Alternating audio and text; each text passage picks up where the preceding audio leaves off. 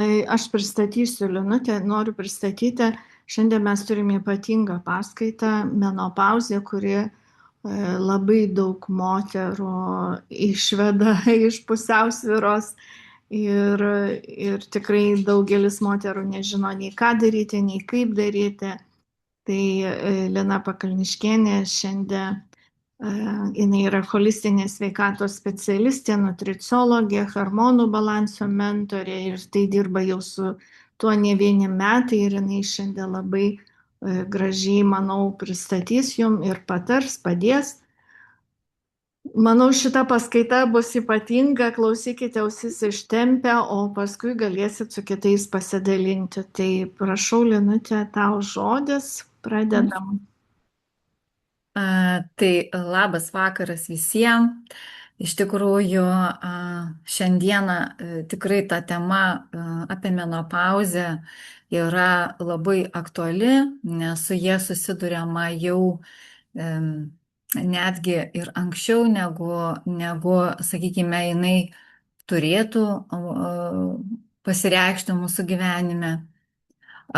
Ir, ir dauguma moterų, ir aš susiduriu su tuo, kad kada ir konsultuoju, ir darau tyrimus bei rezonansą, žodžiu, labai daug moterų tikrai patiria įvairius simptomus, kurie kartais nu, labai painiojasi su įvairiais kitais simptomais. Tai vat šiandieną pakalbėsim apie tai ir pakalbėsim apie tai, kad vis tik tai ta menopauzė galima ir pasiruošti, jeigu tai yra premenopauzinis periodas ir, ir menopauzė, jeigu jau ateina, mes galime tam tikrais holistiniais metodais, natūraliais metodais savo ir gyvensenos keitimu mes galime tikrai pasigerinti šitą būseną ir išvengti ten tų visų nemalonių procesų. Tai šiandieną apie tai ir pakalbėsim. Tuoj palauk, kaip čia kažkaip man ne, skaidrės kažkaip man neina.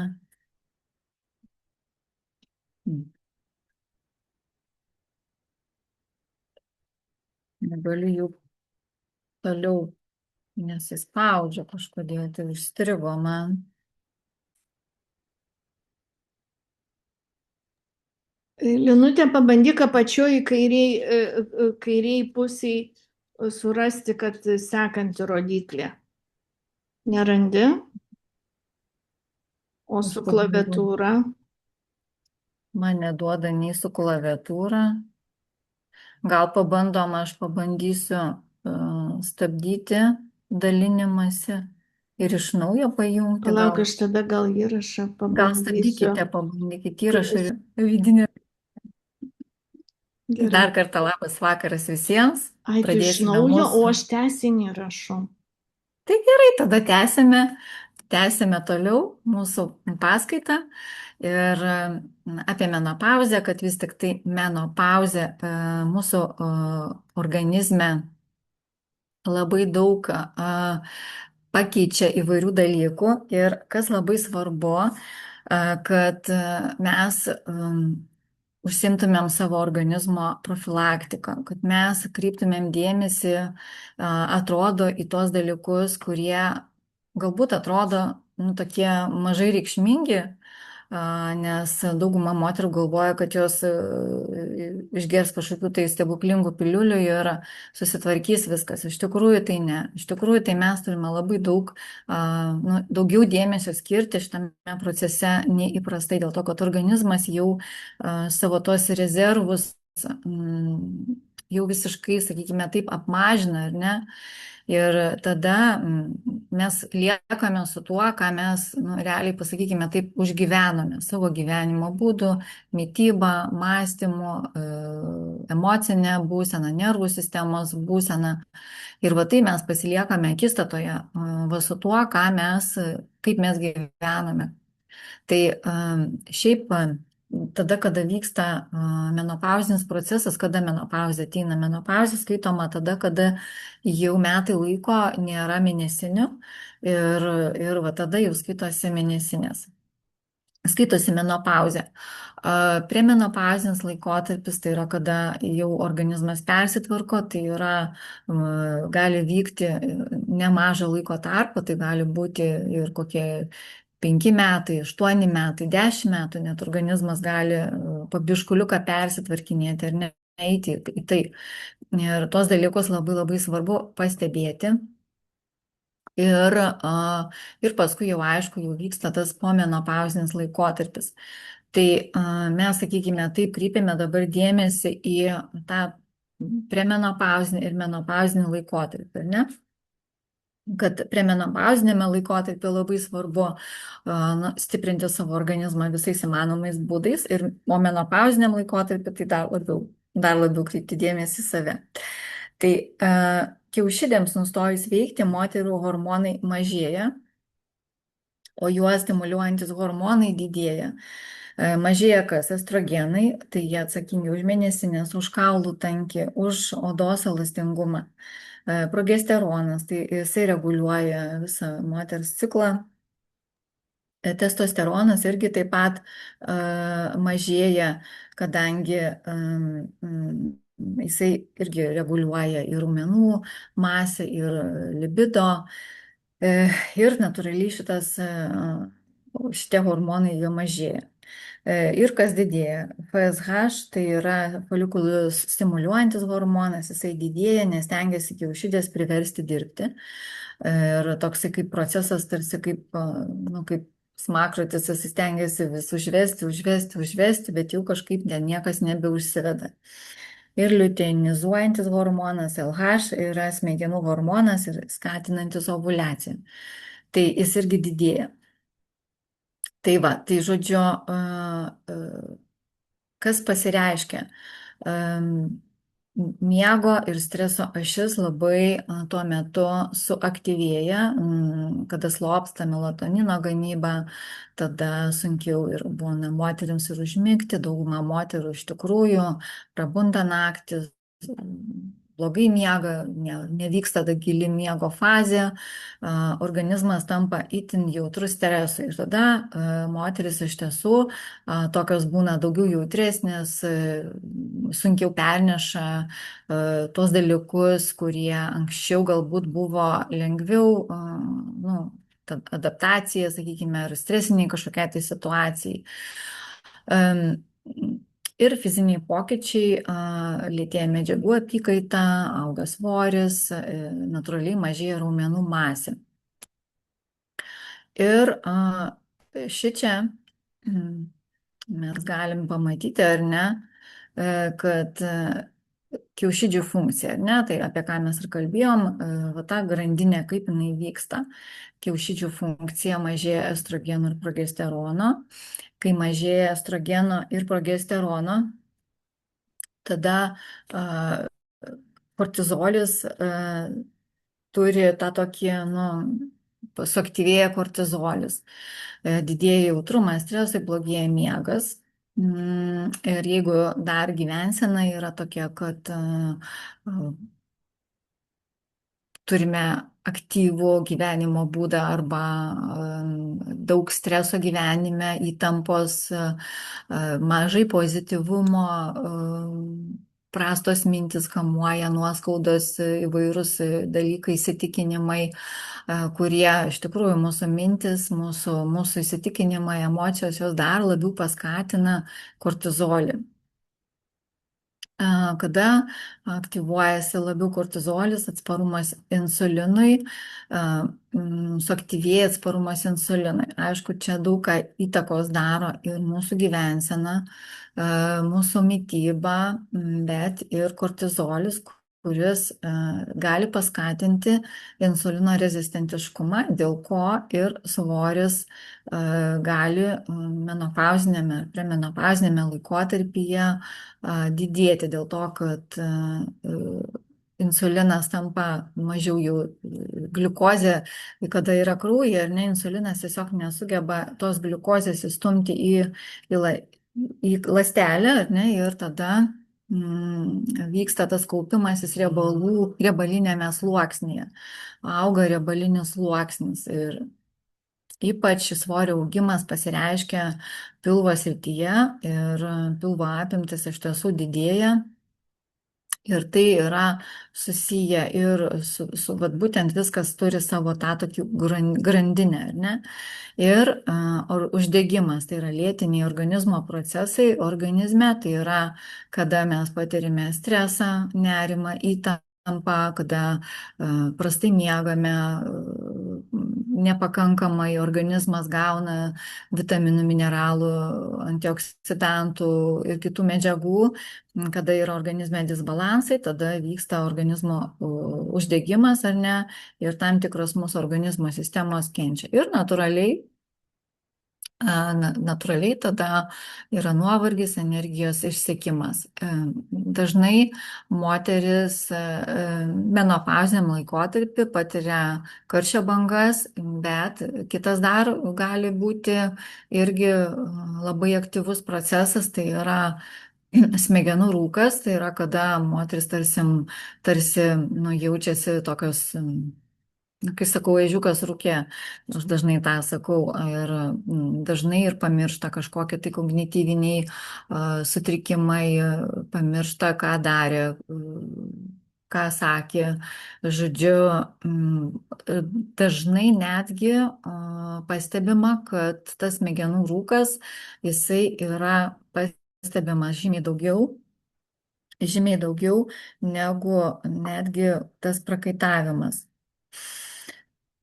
Toliau tai yra estrogenų dominavimas.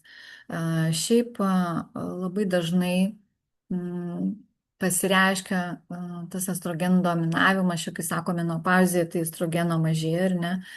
Bet tai pasireiškia dėl to, kad progesterono labai ženkliai sumažėja ir lėtinis stresas, sutrikusi kepenų veikla, pasireiškia užkietėję vidury ir pasireiškia antsvoris. Tai vat, ypač menopauziniam laikotarpyje pas moteris pasireiškia vidurių užkietėjimas ir visa tai vyksta dėl to, kad nepakankamai estrogenai jie iškeliauja iš mūsų organizmo, ar ne? Estrogenų kelias organizme, ar ne? Dėl to, kad šitoj vietoj yra labai svarbus mūsų žarnynas. Aš kai sakau visą laiką moterim, kad pradedam nuo žarnyno, nuo mūsų virškinimo sistemos darbo, kadangi kaip vyksta tas procesas. Kiaušidės pagamina estrogenus, kepenys neutralizuoja ir paruošia pašalinimui visą tai, kas yra pas mūsų organizme atidirbta, ar ne? Tulžis perneša visą tai į žarnyną ir žarnynas pašalina visą tai pasišalina per žarnyną. Ir jeigu užkietėja viduriai, estrogenai gali būti pakartotinai rezorbuojami atgal į kraujotaką, kur sukelia hormonų disbalansą. Tai šitoj vietoj labai svarbu profilaktika tiek premenopauziniam laikotarpiu, tiek menopauziniam laikotarpiu užsiimti savo žarnyno sistemos tvarkymu. Tai yra būtinai pasižiūrėti, kaip funkcionuoja kepenys, tulžis, kaip suvirškinamos visos medžiagos, dėl to, kad ne tik tai dar yra ir maistas, ar ne, kada pavyzdžiui nepakankamai gerai veikia tulžis, yra tulžies stagnacija, tulžis nenuteka tinkamai. Ir tulžis nenuteka, galimai gali būti ir netgi ir parazitinė apkrova organizme, netinkama mityba, gali būti ir akmenų jau tam tikras susidarimas tulžyje. Tai visi šitie dalykai, jie vyksta palaipsniui. Ir aš visada sakau, kad labai svarbu pasidaryti savo organizmo tokią, bent jau vieną kartą į metus, normalią, stiprią diagnostiką, ne? Tai yra ir kraujo tyrimą, ir pas mane ateina moteris ir darosi ir be rezonansą, ir tada mes darom visą bendrą analizę, kas yra, ir tada darome analizę ne tik tai, kas čia pas mane fiziologiniam procese vyksta, bet ir emociniam, dvasiniam lygyje, dėl to, kad visi šitie dalykai, tulžies sąstovis, jis irgi turi įtakos mūsų emocijos tą visą gali irgi sukelti. Tai į visą tai kreipiame dėmesį dėl to, kad visa tai yra mūsų bendras organizmo vaizdas, ar ne, kaip mes jaučiamės. Nes kiekviena mūsų mintis, kiekviena mūsų emocija veikia tam tikrą organą, tam tikrą organų sistemą. Ir kai visa tai atgal atkeliauja į mūsų kraujotaką, tada ir darosi tie visi nemalonūs procesai mūsų organizme. Tai čia turime atkreipti dėmesį į kaip veikia mūsų kepenys, kaip veikia mūsų tulžis, kaip veikia mūsų kasa ir kaip veikia visas tas žarnynas, ar ne? Ir čia kaip veikia mūsų hormonai, kaip kalba mūsų hormonai, ne? Kai mažėja estrogenų, tada pasireiškia karščio bangos, prastėja miegas, atsiranda nemigo, sumažėja libido, atsiranda makšties sausumas, prasideda kaulų retėjimas, nuotaikos svyravimai ir depresyvumas.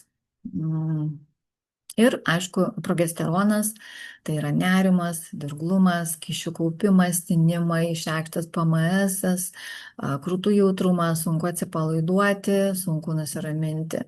Reikia ypatingai daugiau laiko skirti visiems tiem procesam. Ir aišku, testosteronas, tai yra kada raumeninė masė, kada matosi, kad tas raumenys tie jau nebėra tokie elastingi, pakrenta ypač rankų raumenys, žodžiu, visas kūnas atrodo šiek tiek labiau suglebęs. Tai šitoj vietoj viską galima atstatyti, galima viską tvarkyti, bet čia jau reikia, biškuliuką pastangų. Ir labai svarbu dar pastebėti apie tai, kad apie skydliaukę, kad apskritai visi dalykai, kurie yra mūsų organizme, įvairūs sutrikimai, įvairūs simptomai, jie, žinokit, dažnai būna taip persipinę vienas su kitu, kad tiesiog labai svarbu išsiaiškinti vis tik tai ir pasižiūrėti ir į skydliaukę. Aš visada rekomenduoju pasidaryti ir skydliaukės tyrimą, pasižiūrėti, kaip tie simptomai persipinę vienas su kitu. Ar nėra, pavyzdžiui, čia galbūt jūs galvojate, kad jums ten menopauzinis arba premenopauzinis, o iš tikrųjų gali būti skydliaukė. Tai irgi panašus yra simptomai ir nuovargis, ir energijos trūkumas, ir svorio augimas be priežasties, ir būna, kad šalčio netoleravimas, šaltos rankos, šaltos kojos, sunku sušilti, būna, kad plaukų slinkimas, sausa oda ir vidurių užkietėjimas. Tai visada rekomenduoju pasidaryti papildomai kraujo tyrimus, kas liečia skydliaukę ir nuodugniai išsitirti. Na ir apie kortizolį, tai yra hormonas, kuris padeda mums gyventi, tai jis mums yra svarbus. Kortizolis tai yra padeda mums išjudėti į dieną, aktyvuoti save judėjimui, veiksmui, bet dažnai streso hormonas, jisai labai stipriai, kaip sakau, pradeda veikti mūsų gyvenime ir kaip tik atvirkščiai tada moteris nebegali iš ryto atsikelti ir blogos mintis, depresyvumas apninka. Ir šitoj vietoj labai svarbu suprasti, kad perima vaidmenį labai stipriai hormonų tą veiklą antinkščiai ir riebalinis audinys. Ir antinkščiai tiesiogiai yra susiję ir su mūsų reaguoja į stresą, ar ne? Ir jeigu antinkščiai nualinti yra iki to laiko, kol atsiranda menopauzė, tada menopauzė iš tikrųjų gali būti labai sunki. Tai va, tai mes turim kreipti dėmesį ir į antinkščių, nes kai skaitomas tas toks taip vadinamas antinkščių nuovargis, tai irgi būna, kad prabudimai 3-4 valandą ryto, kada kaupiasi riebalai pilvo srityje ir auga apetitas, nes norisi nuslopinti tą stresą ir tada pakankamai norisi daugiau tokio riebaus maisto, sūraus maisto.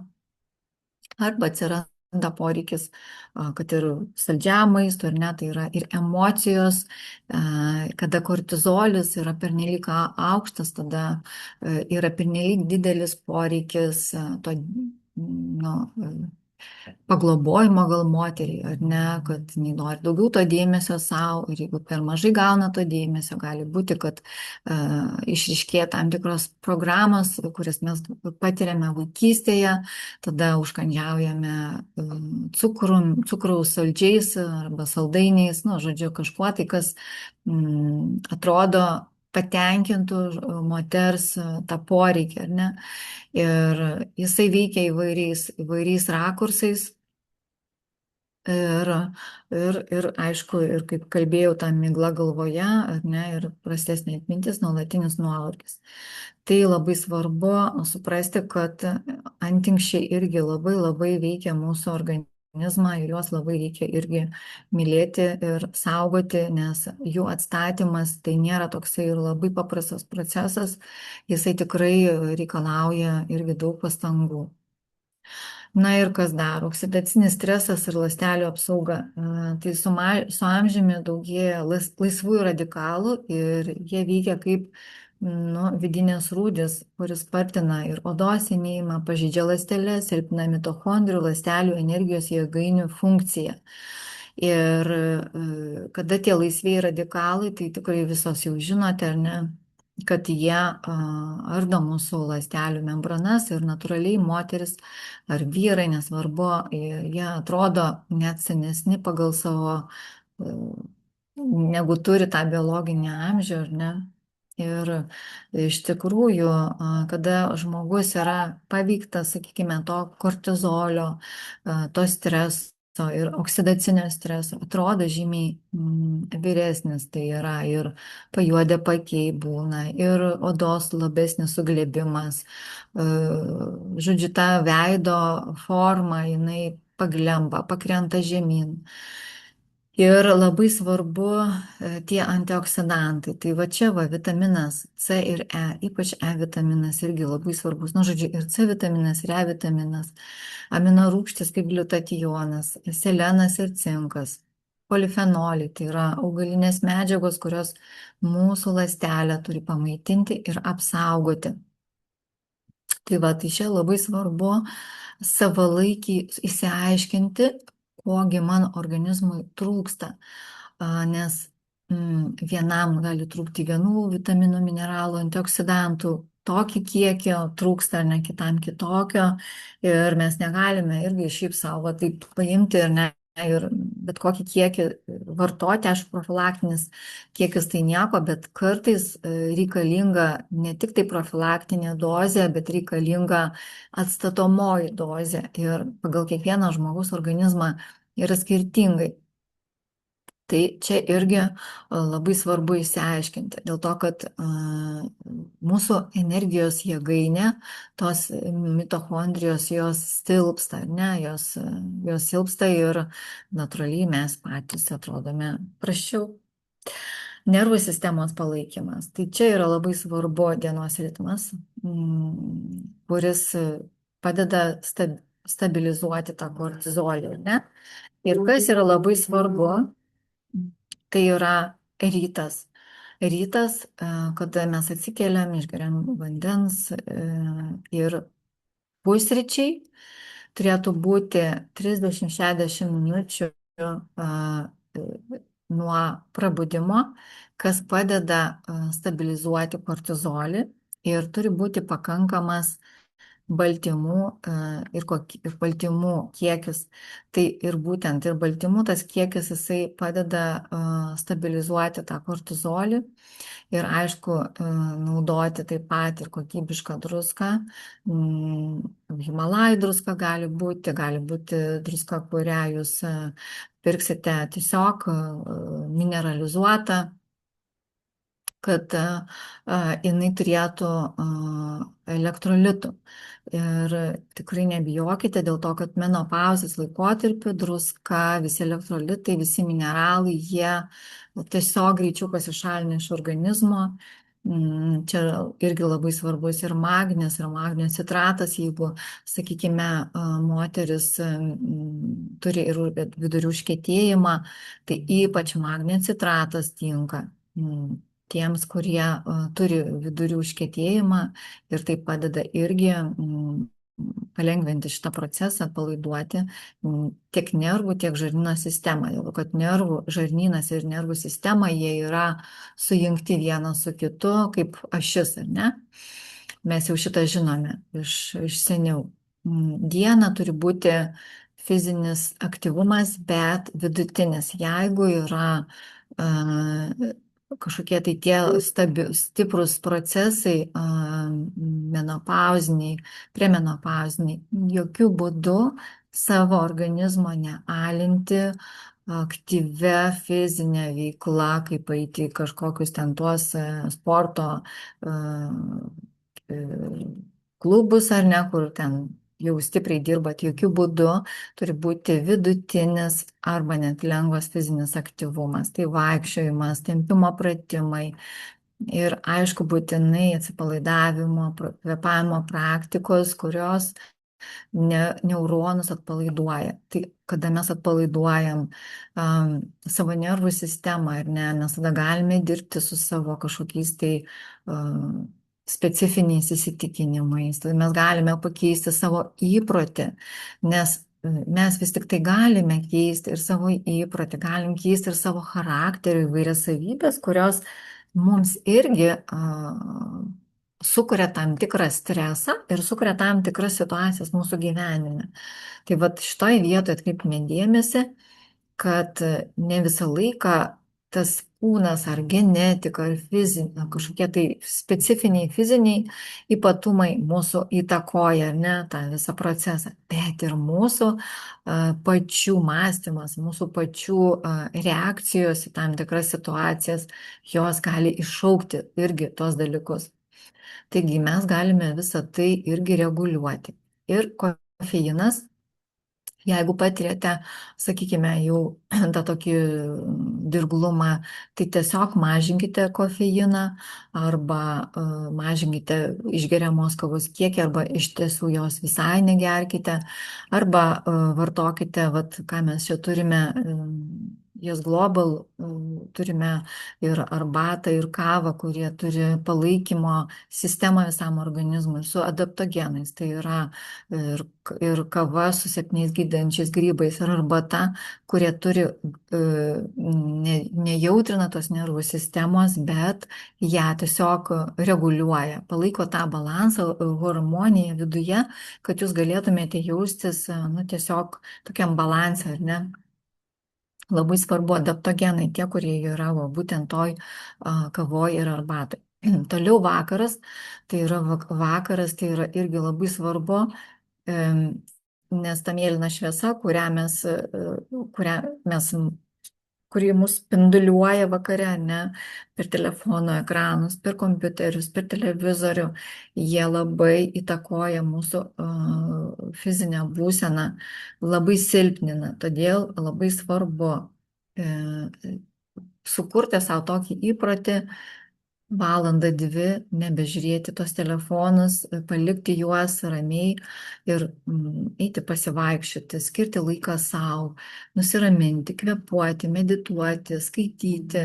Žodžiu, visą tai daryti, kas kas ramina nervų sistemą, kas ramina tuos neuronus, ar ne?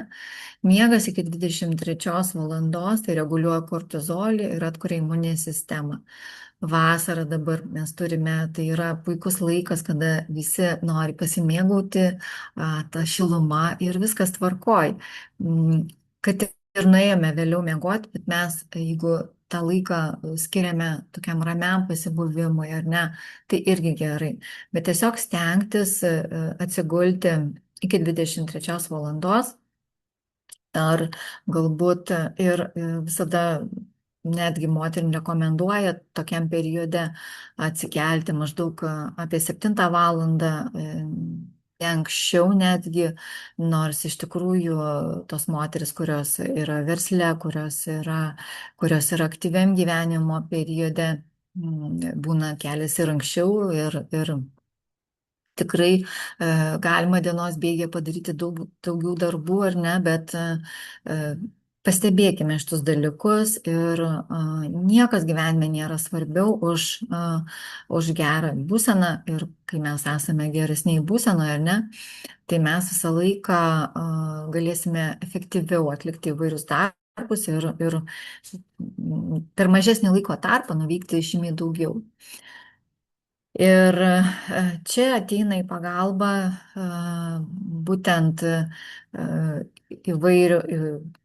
įvairios medžiagos, ar ne, kurios yra sudėtos į mūsų vieną nuostabų produktą, tai yra Sunset ir apie jį mes kalbame, aš kalbu irgi daug ir mano klientės labai džiaugiasi šio produktu už tai, kad mes galime labai daug produktų naudoti po vieną. Tarkim, labai rekomenduojama, sakykime, menopauzės laikotarpiu naudoti pasiflorą, radiolę, magnį, levandą, visi tie raminantis tokie žolės raminančios, jos gali ženkliai padėti atpalaiduoti nervų sistemą. Ir ypač jeigu blogai miegate, tai čia rekomenduoju Sunsetą, kuris turi savyje didelę puokštę visų šių nuostabių ingredientų. Ir jūs vakare sučiulpę vieną tabletėlę tikrai pajusite ramybę, nuraminsite tą protą neramų. Jeigu jūs dirbate iki vėlumos, ar ne, jums sunku jau tada atsijungti, atpalaiduoti smegenis, jūs tada vartokite šitą produktą, tikrai labai rekomenduoju. Tai yra ir pasiflora, ir radiolė adaptogenai, ir ramunėlės, ir levanda, ir valerijonas, ir šafrano ekstraktas, kuris yra ypatingas, ir kiti ingredientai, kurie mažina įtampą ir gerina miego kokybę.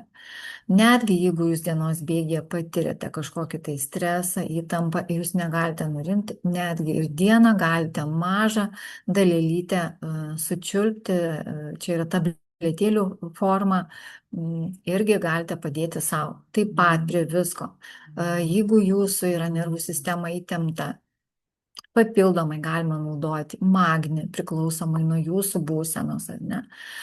Ar žiūrėti irgi žiūrėti visą tai, kas jums yra labai svarbu, ar ne, kokia jūsų yra būklė, pagal tai galima koreguotis savo dar tą miego sistemą, ar ne. Dar pasakysiu, taip pat labai svarbu, darykite magnio druskos vonelės. Mirkykit kojas, epso magnio druska yra. Išsimaudykit magnio druskos vonioje, moterims ypač tinka pagulėti vonioje. Tai aš apie tai jau turbūt ne vieną kartą esu kalbėjusi, bet šie iš tikrųjų maži žingsniukai, jie sukuria tikrai labai svarbius dalykus mūsų organizmo pagerinimui. Ir dar labai svarbu menopauzės laikotarpiu insulino rezistencijos profilaktika, kada mažėja estrogenams, audiniai tampa mažiau jautrus insulinui ir tada tas svoris kaupiasi būtent dėl to, kad tas vyksta tas insulino rezistentiškumo, tas toksai vat procesas, ar ne, jį galima kontroliuoti, kad nedaeitumėm iki diabetinės, sakykime, tos būklės. Tai būtinai turi būti ritmas. Tai yra 3 pagrindiniai valgiai ir be užkandžiavimo. Nes jeigu mes užkandžiaujam, mes aktyvinam insuliną, aktyvinam, žodžiu, visą laiką ta gliukozė jinai pastoviai aktyvi. Mes turime palaikyti balansą. 3 valandas nevalgome, tik tai geriame arbatą, vandenį, ką mes ten jau norim ar ne, ir laikomės tarpų. 3 valandos tarp valgių. Užkandį galim pasidaryti vieną valgį, vieną užkandį iki pietų. Tai gali būti vaisiai uogos, tada valgome pietus. Na ir labai svarbu, jeigu nevalgome, sakykime, to užkandžio tarp pietų ir pusryčių, ne, tada tarp pietų ir vakarienės galime daryti užkandį baltyminį, kuris irgi padeda neišalkti ir taip pat galime save pareguliuoti, kad tas svoris natūraliai po biškuliuką kristų, adaptuotųsi organizmas prie tos būsenos, kad jūs esate tokiam pastoviam režime ir kad jam nereikia kaupti, kad nebus to trūkumo, ar ne? Reiškia, mes savo organizmą taip turime išmokti balansuoti. Ir aišku, naktinis poilsis, 10-12 valandų nevalgymo langas, premenopauziniam ankstesniam laikotarpiu gali būti ir ilgesnis nevalgymas, jeigu pas jūs yra antinksčių nuovargis. Jeigu jūs jaučiate, tai galima vakare prieš miegą suvalgyti kažkokį tai baltyminį mini patiekaliuką, kad nusiramintų ta nervų sistema. Bet čia irgi atskirai žiūrėti kiekvienam atskirai, pasižiūrėti, kokia iš tikrųjų yra ta būsena.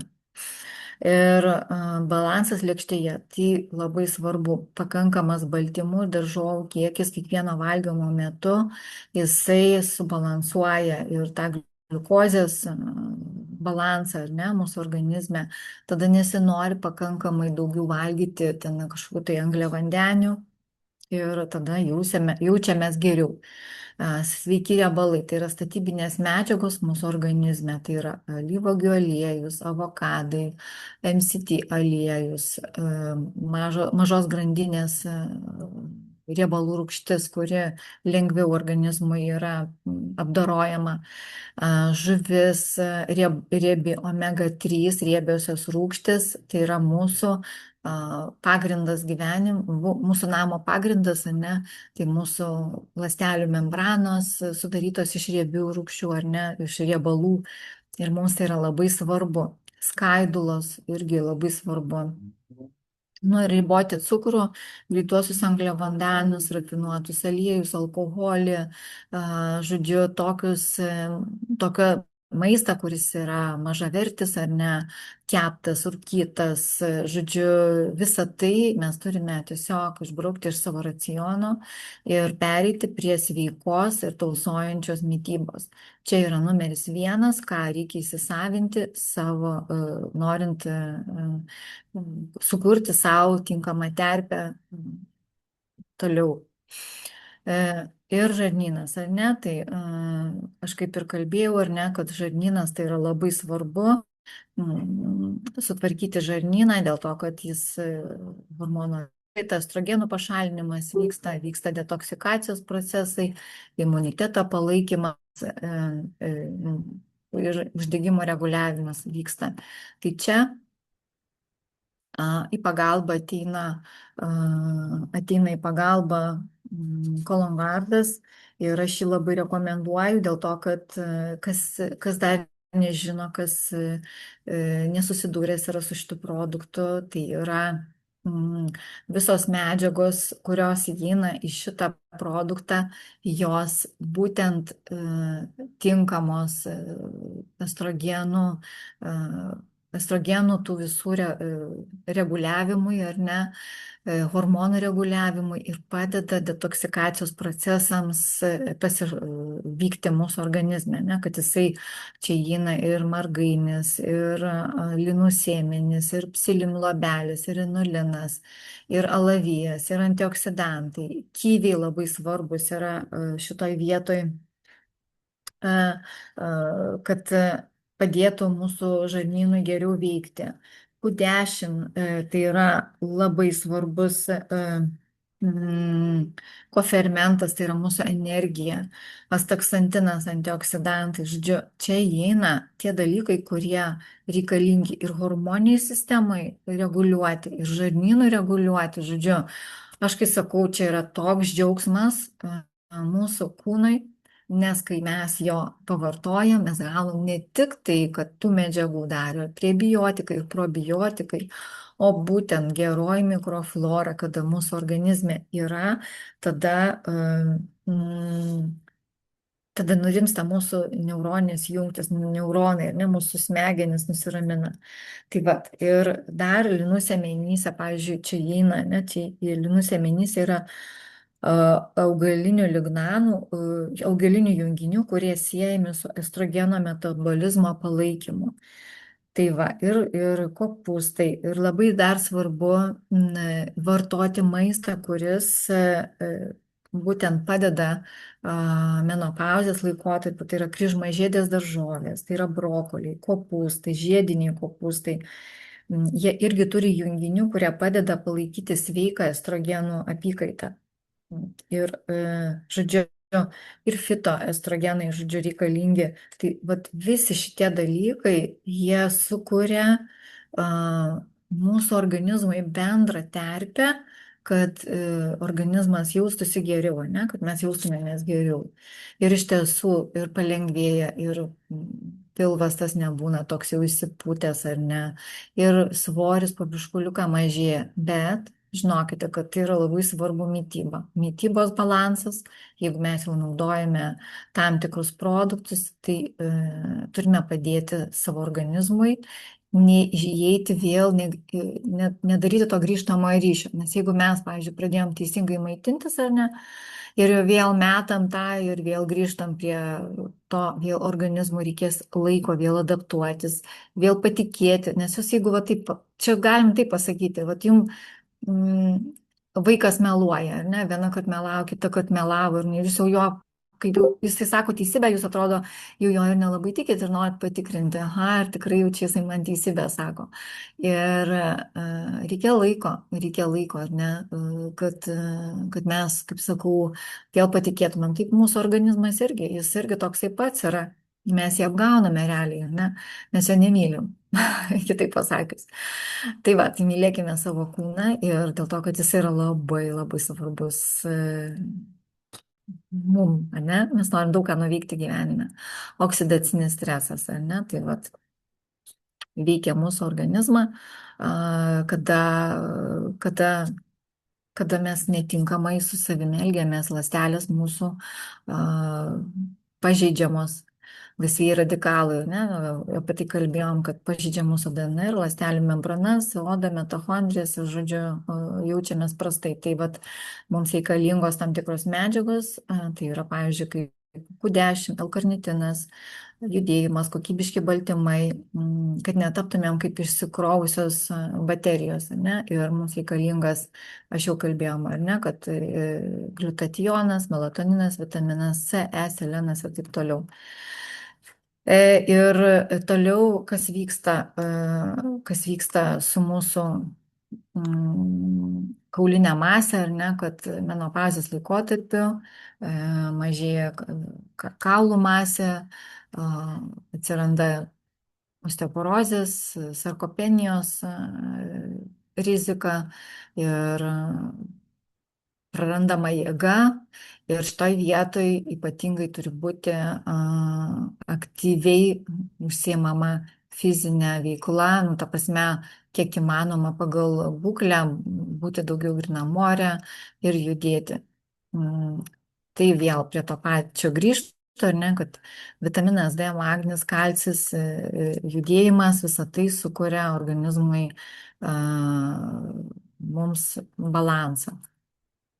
Na ir vienas iš labai svarbių dalykų, ką aš labai rekomenduoju mielom moterim, ir tai yra augalinis, kai sakau, augalinis stebuklas sudėtas į vieną vietą, kada moteris tikrai gali savo padėti palengvinti tuos procesus, išvengti ilgalaikiam procese menopauzės, tų nemalonių pojūčių, ar ne, nes šitoj vietoj mums labai svarbus yra fitoestrogenai.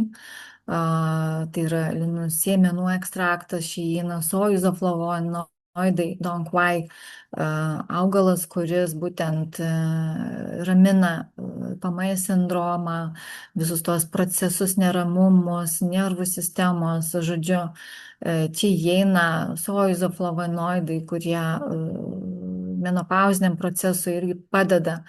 Apsauga mikrobiotai, tai yra visapusiškai veikia mūsų reprodukcinę sistemą. Spanguolių ekstraktas, nes šlapimo takai, šlapimo sistema irgi pradeda streikuoti šitame procese ir šlapimo nelaikymo atsiranda problema.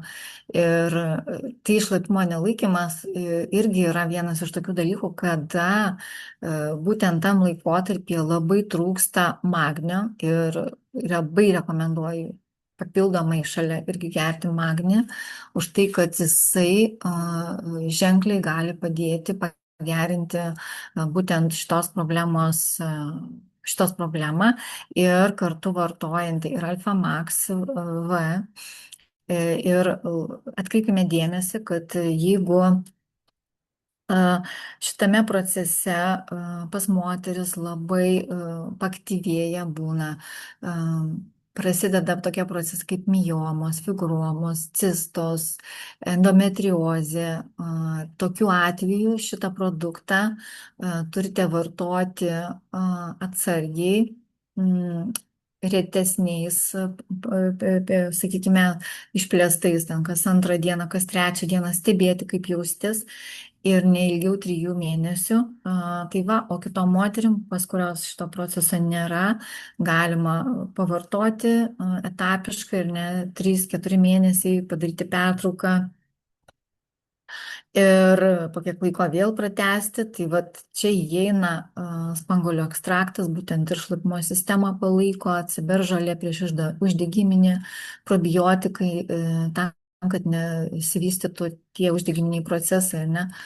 Tai taip pat įeina nikotinamido mononukleotidas, tai yra mūsų ląstelių energijos apykaita ir tos medžiagos mes turime pakankamai, kol esame jauni, kai senstame, jos mažėja, ląstelių energija mažėja ir tai yra jaunystės, kaip sakau, eliksyras ir tikrai vartoti labai labai rekomenduoju.